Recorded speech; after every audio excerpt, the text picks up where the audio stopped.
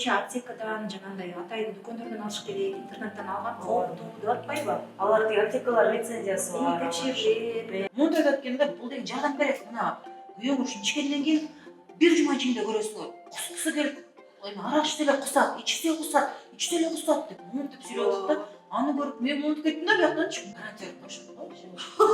Ишөчү дедим го. Гарантия берет.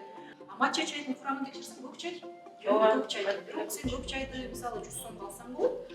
Же болбосо интернет аркылуу 10 эсе кымбат, бир нече эсе кымбат алсаң болот. Бул блогер успешностьте кайым отурат, күйөөсү күндө эле гүл берип эле, бальзам болобу, чай болобу, бетине үлүл болобу, биягынан кан чыгарасыңбы, хижаб аласың. Срочно ал акция болуп атат, бул өзү кымбатыраак, анан силер арзан алып каласыңар, илешип калгыла деп мындай адамды психологиялык манипуляция, мындай эмоционалдык жактан манипуляция кылышат да. Стандарттан карманбай эле мындай чыгыш керек да. Эй, болду токтотуп кала буңарды. Не адамдар акчаңарды ушуларга бере бербеңиз депчи баягы. Бизде негизи биз кыргыздар кыйкыганга көнүп калганбыз. Ошондо ден соолук жана сулуулук жаатында иштеген шылуун аферист мошенниктер жөнүндө сүйлөшөбүз бүгүн. Негизи бизде андай мисалдар толуп кетти да. Биз жана 5 жылдан ашык жана факт-чеккежи фактыларды текшергенчи бар фейктерге каршы. Ал 6 жылдан бери иштеп атат.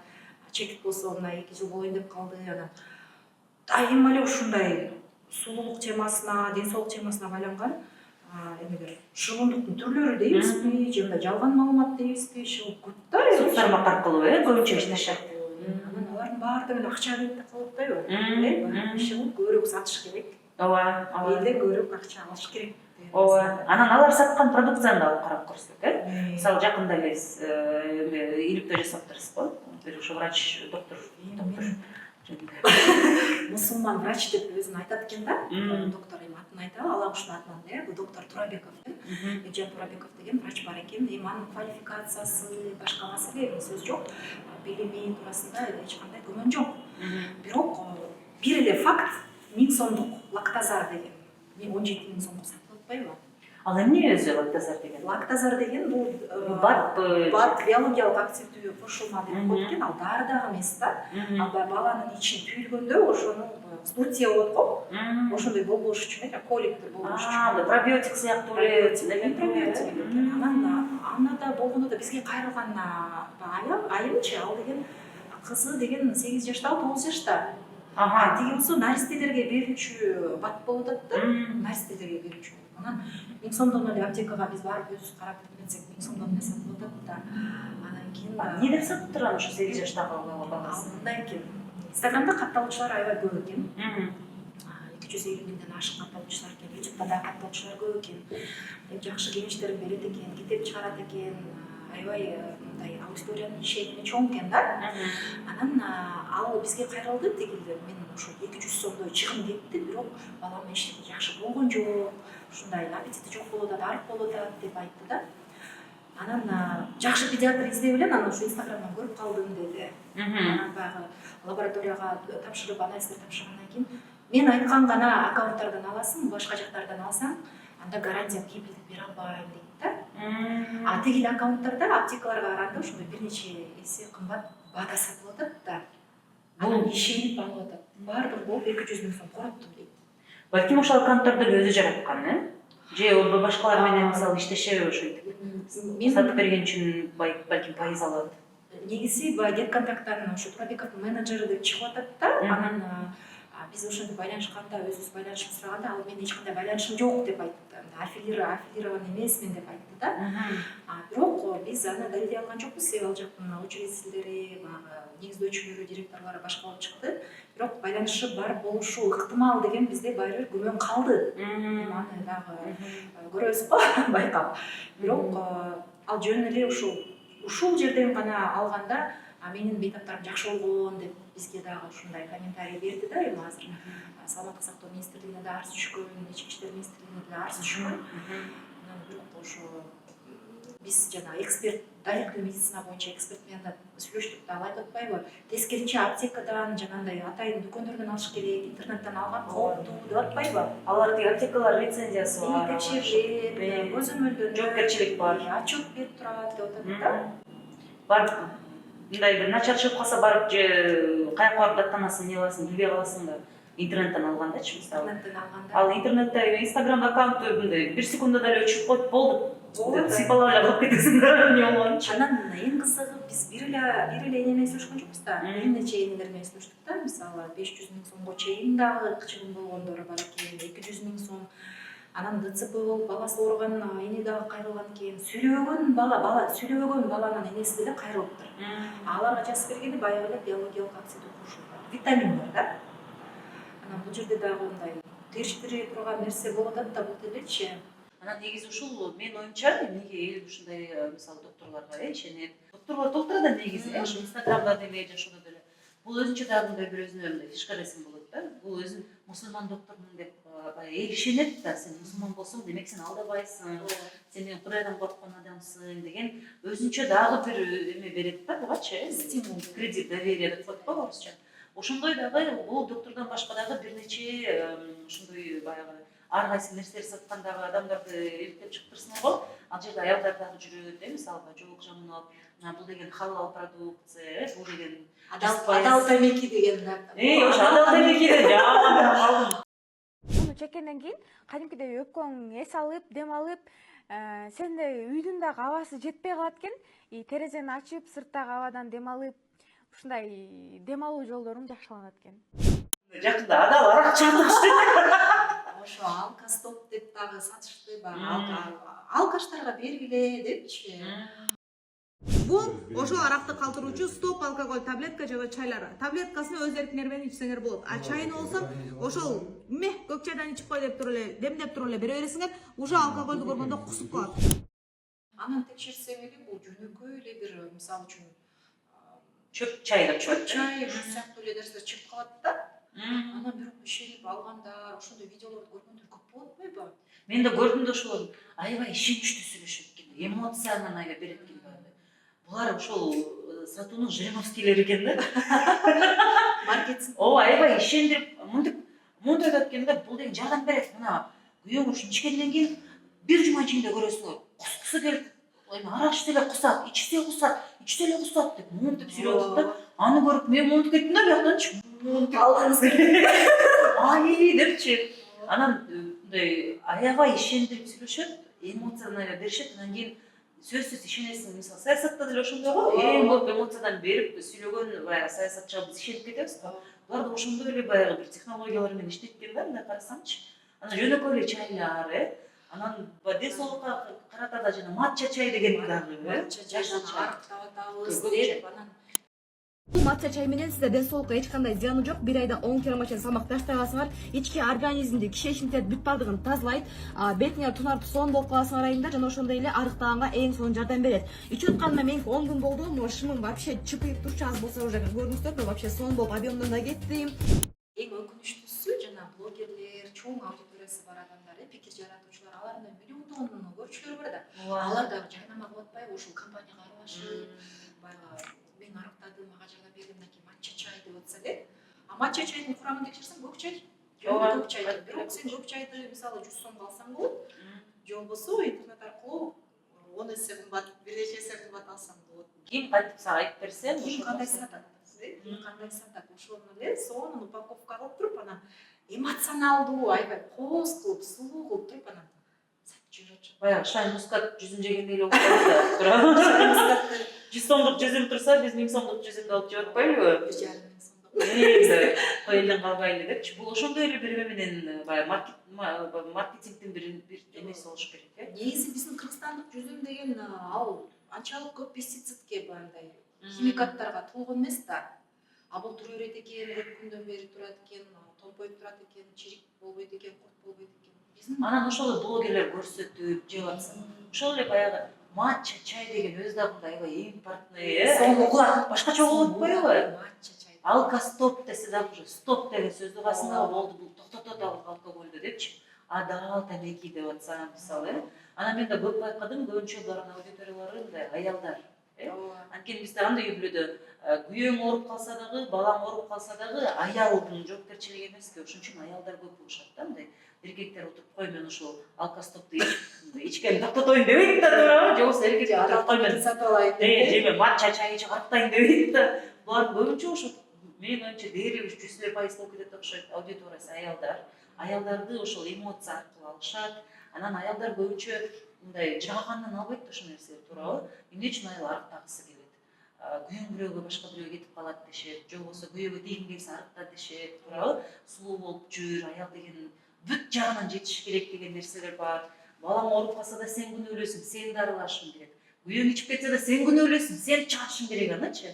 Анан булар ошолорго мындай так ошо аялдардын көйгөйлөрү, аялдардын бүт ооруган жана болевой точкаларын урат да. триггерный зоналары болот да, анан ошол жака урушат экен да. Мен негизи таң калам да, биз дайыма ошо фейктерди текшерип атканда, жүзүн ачып атканда, фейк маалыматтычы мындай ушундай схемаларды ойлоп табышат, таң калам да. Креативдүүлүгүнө, мындай ойлоп тапкычтыгына. Булар демек алдын ала билет да ушул биздин товарды ким сатып алат, кандай абалдагы, кандай мисалы материалдык немеси кандай болот, даражасы, Муктаждыктары кандай? эмне менен алектенет, мисалы бала чакалуу көбүнчөсү мындай балаң ооруганда алапайын таппайсың да. Алапайын таппайсың. Иши кылып акчаны аябай, иши кылып ушу балам жакшы болуп кетсин дейсиң да. Сызга отурасың да, анан кийин акчаны коюп түгөнүп, же дарыдан жок, же акчадан жок, же балам жакшы болбой мындай. Өтө мындай өкүнүчтүү да. Анан сулуулук, ден соолук темасында аябай көп экен.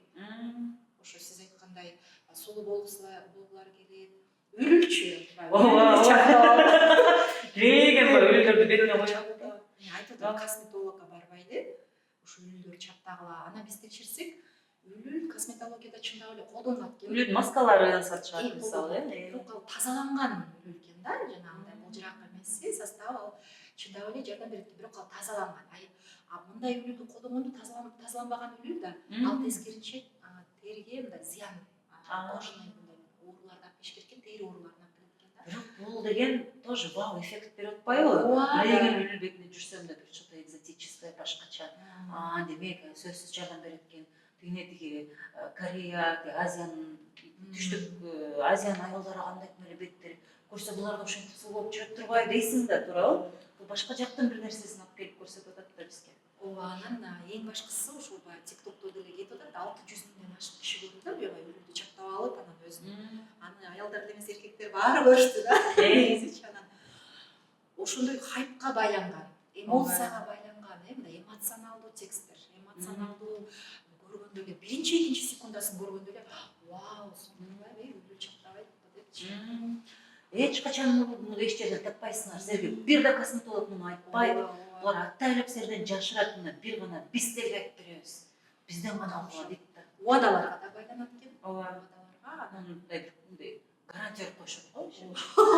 Ишечү дедим го. Гарантия да берет. Анан ошол мисалы элдер анан мына алды дейли, ошондой бир кейстер болду эле. Ошол эле баягы лактазар дедиңизби? Ошол дарын алды, же болбосо балким матчаны деле ичти. Жардам бербейт да аларчы. Анткени кадимки эле мындай жөнөкөй эле чөп чаар, биологиялык кошумдар болуп атпайбы? Жардам бербеген көргөндөн кийин сен мага далил бербедиң беле, гарантия бербедиң беле, кана деп кайрылып жазып, мындай элге кайрылуу жасап, же мисалы милицияга баргандар болобу? Ооба, ошол мисалы үчүн тиги жана лактазарды алган эне бизге кайрылды, андан тышкары дагы ошо энелер WhatsApp группа ачышкан экен да, жабыркагандар, ушул врачтан жабыркагандар деп WhatsApp группа ачып анан ийимге кайрылышыптыр, саламаттык сактоо министрлигине кайрылышыптыр. Биз азыр жобону билбейбиз, биз материал чыгарганда чыга элек болчу жобочу. Анан блоктоп салып атат бизди деди да. Ошондой комментарий калтырганда бизди блокко салып атат деп, ошо биз бир нече эне менен сүйлөштүк, алар айтты бизди блоктоп атат деп. Эми матча чай жөнүндө айта турган болсок, ал жөн эле көк чай. Эми мисалы көк чайды иче берсең деле арыктайсың негизичи. Башка нерсе жебейби? Ал көк чайдын өзүнүн касиети ошондой экен, арыктата турган касиети бар экен, баягы заттарды чыгарат экен да. Анан матча чай деле бул көк чайдын бир түрү деп атат. Биз аны ачык булактардан текшерип, далилдеп көрсөтүп берип атабыз да. Анан просто дедим го, эң башкысы мындай өкүнүчтүү жеричи, фейкти көп киши көрөт. Аны төгүндөгөн нерсени азыраак киши көрүп калат да, ошонусу өкүндүрөт да. Анын үчүн аны ошо фейктерди бетин ачкан адамдар дагы мисалы сиз сөйлөшүп чыгышыңар керек да. Эй, алданбагыла. Эмоционалдуу, токтогула деп. Журналист экенин унутуп мындай чыгыш керек. Ошондо болушат да. Ошо стандарттан карманбай эле мындай чыгыш керек да. Эй, болду токтоткула буңарды. Эмне алданбай, акчаңарды ушундарга бере бербе депчи баягы. Ушинтип кыйкырып чыксаң анан эл угат экен да. Бизде негизи биз кыргыздар кыйкырганга көнүп калганбыз. Ошо дарыялап чоңойгон үчүн мындай акырын мындай жакшатай Түшүндүрүп атса. айтканды такыр тотпой калып турбуз да. Бизге ушу кыйкырып урушуш керек экенбиз дечи бирөө экрандан. Гүлзат Мамытбек деле кыйкырып урушуп жүрүп деле акча таап жүргөн. Tor Kırgız, tor! Tor deyim. Açım geldi, tor! Көп кишинин эметтерди да. Көңүл буруп, Ооба, анан болгондо дагы анан тилин алышат да ошондой кишилердин бизде да эл. Анан жана могу эмелерди дагы эстеп кеттим азыр. Чай, анан мындай эме да арыктоо, ал өзүнчө бир чоң сфера экен. Арыктоо боюнча жана коктейлдерди деле сатып атышты. Белгилүү ырчы айым деле бар бизде 3 миллион катта изүүчүсү бар. Ал дагы айым өзүндөй мен мусулманмын деп эме көрсөтөт го. Ал дагы бир чайды дайым сатат. Дайым ошо реклама алып келет. Арыктатат, кыздар алып чайды айтып турат да. Анан албетте ишенесиң, анткени сен караган аял арык, сулуу болуп атса, мен ушул чайды ичсем, мен да ушундай болуп калам, менин жашоом ушундай болот деген бир дагы мындай психологиялык эме кетет да. Анан ошондой коктейлдер бар, тамактын ордуна ушул коктейлди ичип коесуң. Мындай таблеткалар бар. Ушунчалык бизде тез эффектти алгылары келет да. Ошол балалар да ошого басым жасашат, алкостопду ичип баштаса 1 жумада ичкен токтотот. Баягы матча чайдан 1 айда 15 килограмм барып жана лактозарды ичсең балаң 1 жаш, билбейм, Заматта сон болуп калат, 2 күндө сүйлөп кетет депчи. Бизге ошо кыргыздарга деле дебей эле коеюн, жалпы эле ошо адамзатына, адамга мындай бир кыска, бат, тез бир результат деген нерсе да аябай чоң таасир тийгизет экен да. Булар ошондойго колдонушат. Анткени сен докторго барсаң, мындай сага узун эме жазып берет да, жарым жыл мулдарын ичесиң, анан дагы келип дарыланасың, дагы жарым жыл сайын келип турушуң керек десе, мен өмүр бою ушинтип дарыланып жүрөмбү дейсиң да. Анан Инстаграмдан эле сага аябай сонун, сакалчан бир сулуу жигит отуруп алып, упаковка менен мен далилдеп берем, сага далили бар, 1 айда сонун болуп кетет балаң десе. Сен ошого ишенгиң келет да, бул жомок бир мындай элементи бар да, ушунчу. Анан мен байкаган бир нерсе, мисалы биздин менталитетте билбейм, мындай орну алдын алуу деген азаныраак, анан оңойраак да негизи профилактика, ошол ооруп калгандан кийин эмес, ооруганга чейин мисалы сергек жашоо, мындай табиятка алып чыгып, тоого алып чыгып, баланы же витаминдерди же көксөктөрдү берип дегендейчи, өзүмгө деле биз айымдар ошо өзүбүзгө кам көрбөй эле баягынтип башыбызды өзүбүздү аябай мынтип иштей беребиз да, анан бир күндө ооруп калганда баягы биздеги мындай волшебная таблетка, мындай чудо таблетка керек да, мындай сыйкырдуу, ошону ичип эле анан кайра эле чуркап кетип, кайра эле колеяга кирип алышыбыз керек деген ушундай бир эмебиз бар го дейм. Мүнөзүбүз бар. Ооба, бар ошондой. Ооба. Эмелерди эле карасаң деле, мисалы фитнес тренерлер деле отурат Инстаграмдачы, мен мисалы катталуумда, алар айтат да, мисалы сен чындап ден соолугуңа зыян келтирбей арыктагың келсе, ден соолугуң жакшылап жүргүң келсе, сен күндө дайым кыймылда болушуң керек, сен машыгышың керек, жеген тамагыңды карашың керек, момундай деп айтып беришет го. Анан айтышат да, мисалы сен 10-15 килограмм арыктагың келсе, өзүңө 1 жылга чейин убакыт беришиң керек дешет, жарым жылдан 1 жылга чейин. Ошол маалда сен күндө жеген тамагыңды карап, ойлонуп бересиң. Бул эмгек да, эмгектенишиң керек. 1 жыл минимум дешет да. Анан ошону мисалы угуп отурган аялдар кийинки эмени сторини ачса эле, тиякта сулуу блогер, успех айым отурат. Күйөөсү күндө эле гүл берип эле, тиги 5 балын төрөп коюп эле, арык, сонун болуп эле, акчасы бар, анан алып туруп эле. Могу коктейль ичсеңер кыздар, матча чайды ичсеңер 1 айда эле арыктап каласыңар, кийимдерим бошоп калып деп атса, сен кимисине албетте тийип барасың да. Сен мээң, адамдын мээси өзү дайым ушундай жеңил жолдорду издеп турат экен да. Негизи бул ошо эволюция кылганга жардам берет да адамгачы. Биз жеңил жолдорду издеп атып, технология өнүктү, ошол эле баягы үйдүн ичиндеги деле кир жуугуч машиналар. Бул бүт ошол адамдын жалкоолугунан да жеңил жолду издеп атып, адам ушунча даражага жетти. Ошол эле маалда биздин мээбиздин ошол сапаты бизге кайра ошол эме кылып коёт да. Жаман эме көрсөтүп коёт да, ошол жагы болуп атат бизде. Анан мен бир нерсени аябай басап белгилегим келет да, мисалы блогерлер бар болсо, миллиондогон аудиториясы бар болсо, ал бир нерсени жарнамалап атса, бул бекер эмес, бул бекер жарнамалап аткан жок, ал нерсеге төлөнгөн деп мындай дайыма мындай лампочканы күтүш керек да. Ооба. Төлөнгөн, бул акча бергенде алар ошо жарнамасы, алар ачык эле айтат, мисалы реклама боюнча бизге кайрылгыла деп. Бул эми бул сыр деле эмес да, тайна деле эмес да. Чынында а эгерде бизде мисалы аудиториясы кичинекей, бирок ишенимдүү адамдар бар, алар чындап эле андай баалуулуктукка басым жасаган, баага эмес, акчага эмес, баалуулукка, мисалы сиз болсо аялдардын укугун жайытасыз, ошо аялдардын укугуна байланыштуу темаларды көтөрүп чыгасыз, зордук, зомбулук жана башка андай кандай десем, тематикалык блогерлер дейбизби, тематический баалуулукка басым жасаган. Ооба. Мен болсо мисалы журналистика деп, аябай медиа сабаттуулук, жалган маалыматка каршы күрөш. Бирок менин аудиториям аябай аз да. Аябай аз, анан албетте биз акча үчүн эч нерсе жарнамалабайбыз да. Бизде андай максат эмес, бизде тескерисинче ошо жалган маалыматтын бетин мынтип ачып, шугундарды көрсөтүп бериш да, биздин максат ушундай да. Анан ошо эмне үчүн бизде булар эми бир чети ойлойсуң да, биринин артынан бири улам эле чыгып атпайбы? Анан эл деле акыры бир күнү түшүнөт да, бир күнү булардын эмеси токтойт да, десең деле болбойт экен да, кетип барат экен. Анан мынтип карап көрсөң, булар эң негизги ошо баягы биз буга чейин айтпадыкпы, өзгөчө аялдардын, энелердин жанагындай триггерный, болевой точкаларын деп атпайлыбы? Адам ооруганды токтотпойт экен эч качан. Анткени баягы биз алдын алуу дегенди билбейбиз, ооруларды биз ооруганда гана, төшөктө жатып кыйналып, ушунча жаныбыз кыйналганда гана издей баштайт экенбиз. Ошол эле мен баягында көрүп калдым, тим эле аябай монтип айтып баратчы. Мына деген силер бөйрөгү эме иштей калгандар үчүн гемодиализден чыгып кетти мына могу бала. Мына бальзамды ич келе депчи. Ошого канча адам ишенип сатып алышат. Мындай бир кичинекей флакону 11 000 сом турат экен. Аны дагы могул жерден гана сатып аласыңар, могул гана убакытта деп ошондой эксклюзивный кылат да өздөрүнүн товарынчы. Ушул жерде эртең менен 10-дон 12-ге чейин гана, болбосо жок болуп кетет, жетишип калгыла деп мындай аябай Акча менен арзаныраак алып ашатыш кылышат да. Ушунча биз мына бүгүн гана силерге ушундай арзан берип атабыз. Өзүбүздүн кишилер үчүн гана депчи. Жөнөкөй эле чай менен кофени 20 000 сомго сатып алган адамдарды көрдүм да мен.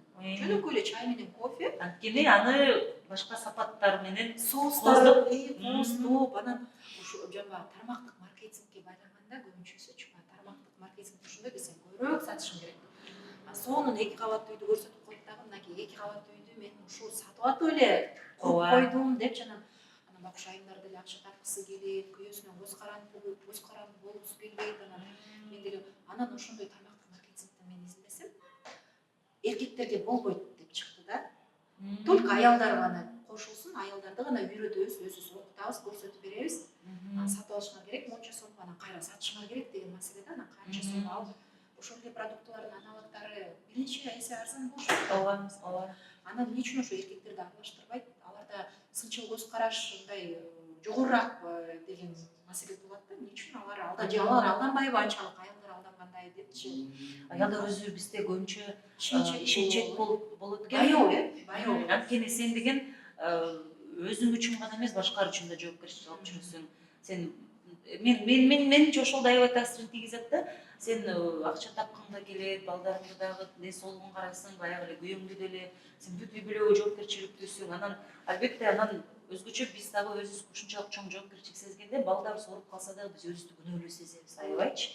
Ушунчалык күнөөлүү сезгенде сен албетте модого да алып барасың, Кыргызчада дарылап көрөсүң. Кыргызчада дарылайсың, каякка гана алып барбайсың.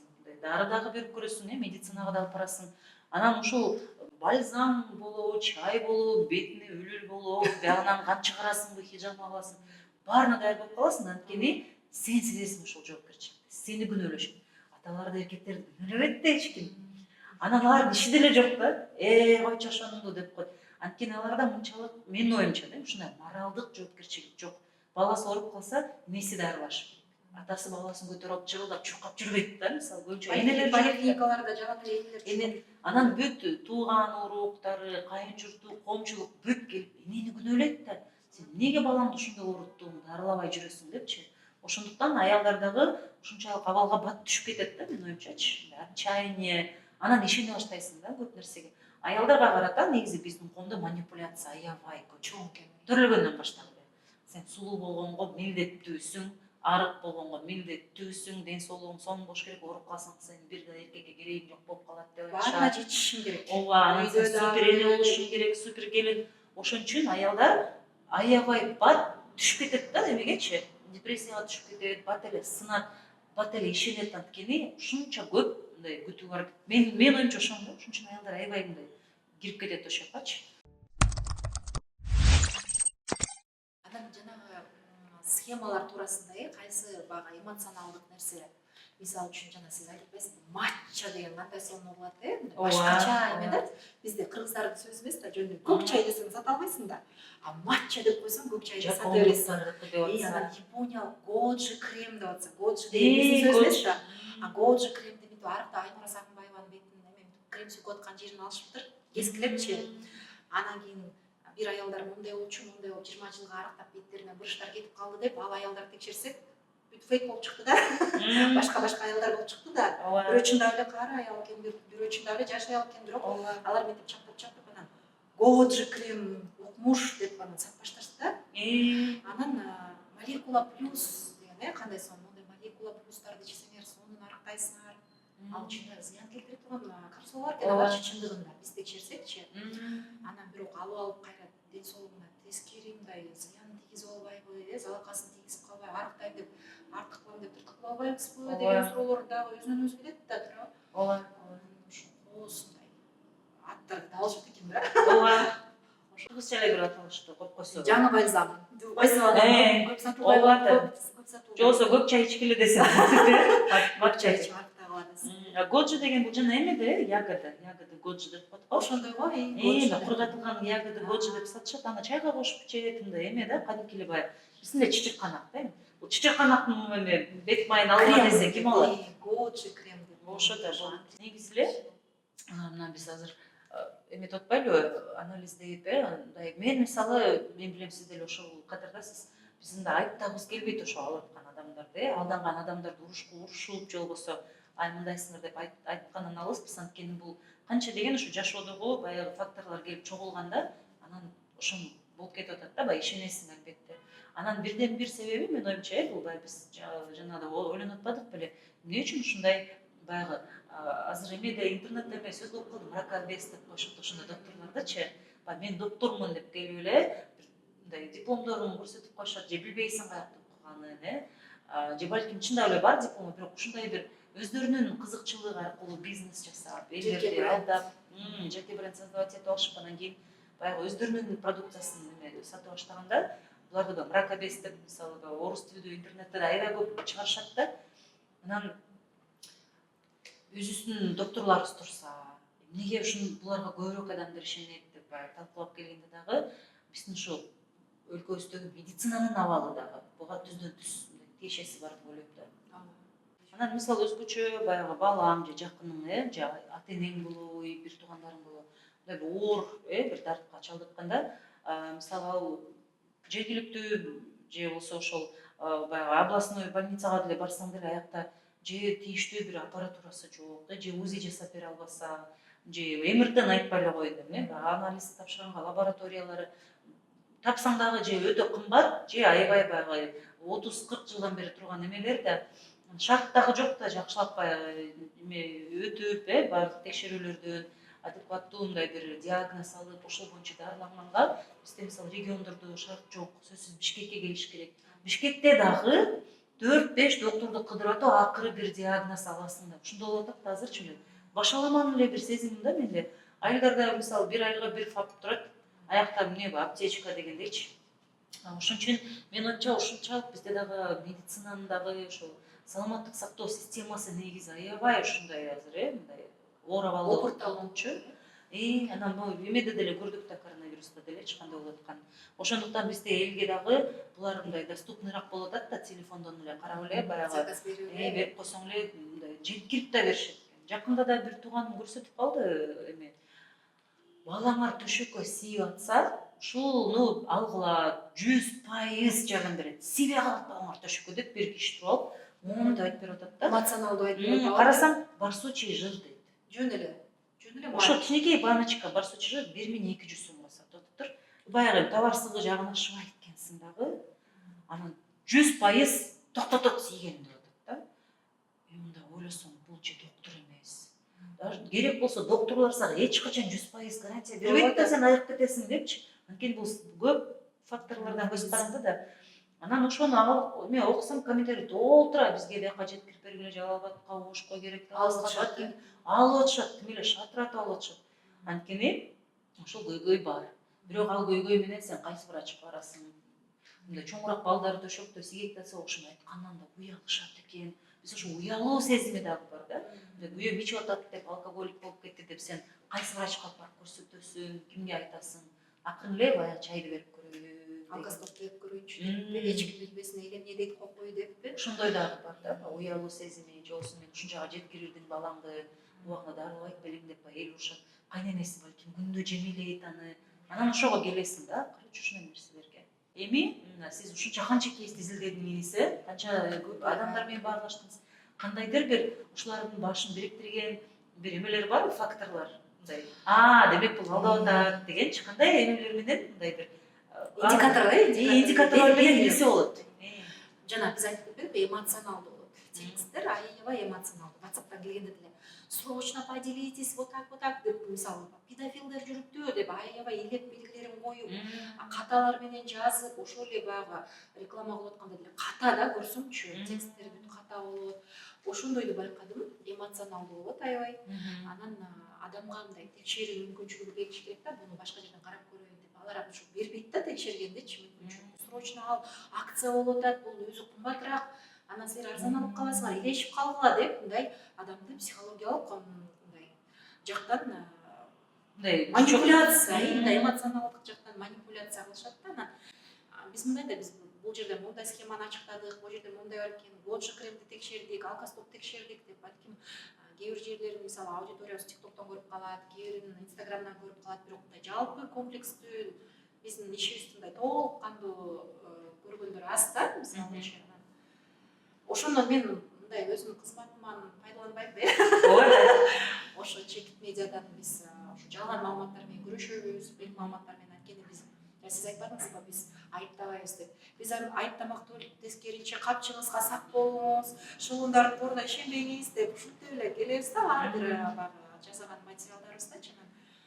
Ошо жалган маалыматка, фейкке, манипуляцияга каршы деп ушинтип айтып жатабыз да. Ошо катталып көрүп калса, кичине сынчыл ой жүгүртүп, ишенбей калышат деп үмүттөнөбүз да. Сынчыл медиа сабаттуулук да бул делечи. Медиа маалыматты алгандагы сабаттуулук го. Мисалы, өзүң кантип текшерип көрсөң болот? Ошол эле баягы матча чай деп атса. Матча чай деп эле жөнүндө Google'дан карап, матчаны киргизип, анан ал жөнүндө матчаны мисалы биздин эле фактчекерлер эмес, фактылар текшерүүчүлөр, башкаларды текшерген болуш керек. Ачык булактардан эле Google аркылуу издеп, интернеттен издеп көрүш керек да. Макалалар чыгат. Бул көк чай, бул матча чайдын курамы эмне, ал тууралуу маалымат чыгат да. Ар бир адам негизи ошону текшере алат. Баягы блогерлерге ишенгенге караганда, Google'га ишенген, өзүңдүн баягы мындай аналитикалык жөндөмүгө ишенген жакшыраак да. Мен азыр бирөөгө келдимде, булар дагы атайын кыргызча кылып, кыргыз тилдүү аудиторияга басым жасатышпайбы? Кыргыз тилдүү аудитория кыргызча маалымат алып, кыргызча окуган үчүн мен булар ойлойт болуш керек, булар баары бир кирип алып интернеттен орусча жазып буну издебейт депчи. Анткени мисалы мен эле мисалы чоң апам отурат дейли айылдачы, ошону угуп атат баягы эле матчаны, же болбосо сийгектегенде токтотот экен, же болбосо мына диализден секирип кетесиң ичип. Мисалы аны деп мисалы ал мисалы биздин тайжелерибиз отуруп алган ачып, Google'дан текшерейинчи деп орусча кантип жаза алат эле депчи, мисалы баягы булар ошого да басым жасайт болушат. Тил жактан кыйналышат баары бир, текшергенге жөндөмү жетпейт, мүмкүнчүлүгү жетпейт деп, бирок баары бир колубуздан келишинче баары интернетке салып издеп Google'дан да карап, же башка бир жашыраак интернетти түшүнгөн, технологияны түшүнгөн туугандарыбыздан сурасак болот да. Мисалы үчүн мындай кылса болот. Үйлүлдү бетке чаптасак, бетибизде быш кетип атат деп атпайбы? Анан жөн эле улитка косметология. Мисалы жөн ачык сөз улитка косметология деп туруп караса эле, ал чыгат да үйлүлү кандай манилүү балуу кандай, кантип пайдаланылат косметологияда. Ал жерде деле айтылат ошо мындай тазаланыш керек, улитка деген тазаланыш керек депчи. Ошо баарын эле көргөн нерсенин баарына эле ишене бербешибиз керек экен, э? Мен да Көргөн уткан. уккан. Мен байкадым ушу биздин улуумун, биздин ата-энелерибиз баягы Советтер Союзунда жашап калган үчүн булар бүт телевизордон эмне чыкса, гезитке эмне чыкса, ошонун баары чын деп эмеси кылып калыптыр да. Анан эмеден да Инстаграмдан да айтып берип атса, каяктан гана болбосун, WhatsApp'тан да бир жаңылык келсе да, чын деп ишенишет экен да. Анткени бул деген интернетке чыгып атпайбы депчи. YouTube'да чыгып атпайбы деп. Ошол жагы Байоо сезим, арулук дейбизби, байоо дейбизби? Ушундай сезим бар да. кандай гана болбосун текшеришибиз керек, э? Анткени биз мисалы базарга барып алма сатып алсаң деле карайсың го эмне алып атканыңдычы. Ай мага эмени чириген салып койбогула деп. Бир 15 сомдук алмага ушундай эме дебиз го. А бул ден соолук, адамдын келбети, өзүбүздүн эле баягы жашообуз болуп аткандан кийин бирок айда ошону колдоруна салып берип коет экенбиз да. Ошондуктан текшерип дайым, сынчыл ой жүгүртүп, Маалымат биз дайыма айтып беребиз деп айтабыз да. Маалыматты мындай тамак катары кабыл алгыла депчи. Анткени ошо тамакты биз текшеребиз, карайбыз, срок өтүп кеткен жокпу, чирип кеткен жокпу деп карайбыз, текшеребиз. А маалымат деле тамак. Бирок ал менин тамагы да, мен аны деле абай жашайт депчи, электен өткөрүш керек деген сыяктуучу. Ошо биз бүгүн ошо интернеттеги шоундуктун схемаларын, ден соолукка, сулуулукка байланыштуу фейк маалыматтар, жалган маалыматтарды уладык, Алия Суранова блогер деп кантип тааныштыңыз сиз? Ошентип беребиз. А сиз Оронбаева, иликтөөчү журналист деп коймун да.